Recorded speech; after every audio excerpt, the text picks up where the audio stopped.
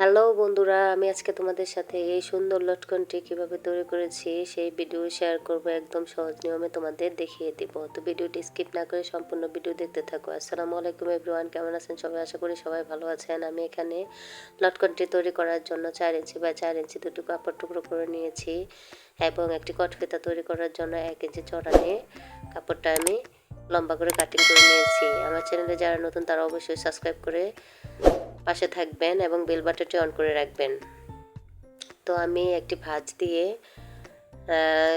কটফিতাটি সেলাই করে নিলাম।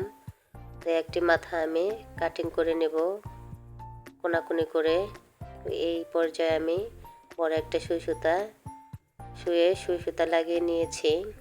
তো এই সুতাটি আমি মাথার মধ্যে আটকে নিয়ে সুইটা ছিদ্র সাইডটা আমি ভেতর দিকে দিয়ে তারপর কটফিতাটি আমি উল্টে নেব। তো আমি কটফিতাটি উল্টে নিয়ে উল্টে নিচ্ছি বন্ধুরা। তো আমি হাতের সাহায্যে মাথাটা ভেতরের দিকে দিয়ে সুতাটা টেনে টেনে মাথাটা বের করে নিয়ে এই পর্যায়ে আরেকটি হাত দিয়ে টেনে টেনে আমি কটফিতাটি উল্টিয়ে নিচ্ছি। তো আমার কটফিতাটি উল্টানো কিন্তু শেষ। তো আমি সুতাটি কাটিং করে নিলাম। তো দেখেন বন্ধুরা, আমার কটফিতাটি কিন্তু তৈরি হয়ে গিয়েছে। এখন আমি আপনাদের সাথে লটকনটি তৈরি করে দেখাবো। তো আমি এখানে কাপড়টি কোনাকুনিভাবে ভাঁজ দিয়ে সাইড দিয়ে একটি সেলাই দিয়ে নেব। তো আমি একই নিয়মে আরেকটি কাপড়ও আমি সাইড দিয়ে সেলাই দিয়ে নিলাম।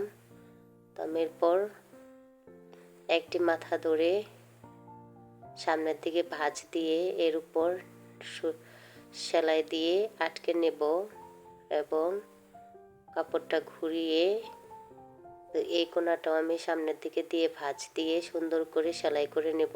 একই নিয়মে আমি এই টুকরো কাপড়টাও সেলাই করে নিচ্ছি। তো আমার দুটি কাপড়ই সেলাই করা শেষ। আমি সাইড দিয়ে যে সুতাগুলো বের হয়েছিল কাপড় থেকে এই সুতাগুলো কাটিং করে নেব এবং একটার উপর আরেকটা বসিয়ে সুন্দর করে মিলিয়ে ধরে এর উপর আমি সেলাই দিয়ে নেব এবং মাঝ বরাবর কটফিতাটা বসিয়ে আটকে নেব সেলাই দিয়ে। তো আমি কাপড়টা ঘুরিয়ে এই পাশটা সেলাই দিয়ে আটকে নিলাম। দেখেন বন্ধুরা, আমার কিন্তু লটকনটি তৈরি হয়ে গিয়েছে। এই পর্যায়ে আমি কাপড়টা কাটিং করে ফেলে দিয়ে সাইডের তা আমি উল্টিয়ে নিলাম। দেখেন বন্ধুরা, লটকনটা দেখতে কত সুন্দর হয়েছে। কেমন হয়েছে বন্ধুরা আপনাদের কাছে অবশ্যই কমেন্টে জানাতে ভুলবেন না। তো অবশ্যই লাইক দিয়ে ভিডিওটি সম্পূর্ণ দেখতে থাকবেন। Thank you for watching. Allah হাফেজ।